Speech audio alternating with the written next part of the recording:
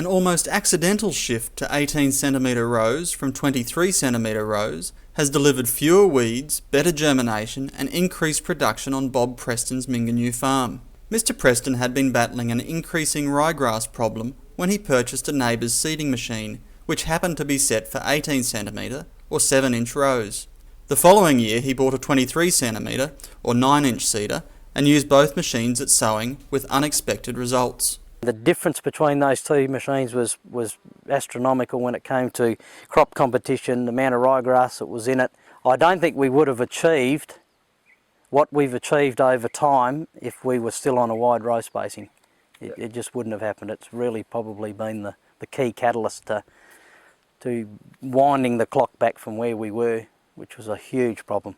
Mr Preston grows about 3,000 hectares of wheat, 3,000 hectares of lupins and 1,000 hectares of barley, along with his brother Murray and with some involvement from their parents. Herbicide resistance has been an increasing problem on the property, with the main culprits ryegrass and wild radish. Well, problem weeds would certainly be ryegrass, and that's been something that's haunted us for, probably even 15 years ago. We probably really peaked our ryegrass problem about 15 years ago, and since then we've been developing ways to bring that number back down again, and I think the obvious one now is radish is going to be our next nightmare. We've probably got more resistance issues with the radish at this stage. I wouldn't say resistant, I've got more of a word that just says they become tolerant to certain chemical groups and certain cropping rotations.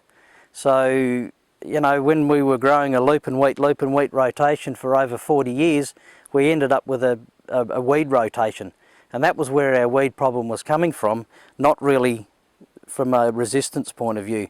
The Grains Research and Development Corporation is supporting research trials looking at different seeding systems and row spacing to increase crop competition with weeds. Mr Preston says switching to narrower rows has not only reduced weed pressures, but boosted his production by between 10 and 20%. Well, the year that we had the 7-inch row and the 9-inch row, every time we went down the row, and with two headers and we drive them side by side, every time the 7-inch machine was full in the header before the other one. Despite having more plants per square metre, Mr Preston says the input costs do not vary greatly.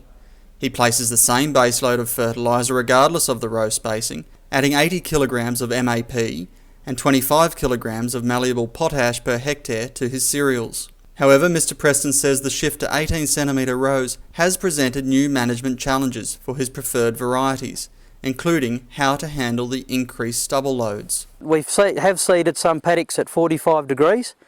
It does two things. One, it gets us through the heavy stubble load and also just levels the paddock out a lot. And we're finding a pretty good response crop-wise and weed-wise from actually just changing that rotation as well and mixing the soil in another direction. I don't know whether it's spreading those old inner rows out or what, but so that's something we're going to probably do more as we go along too.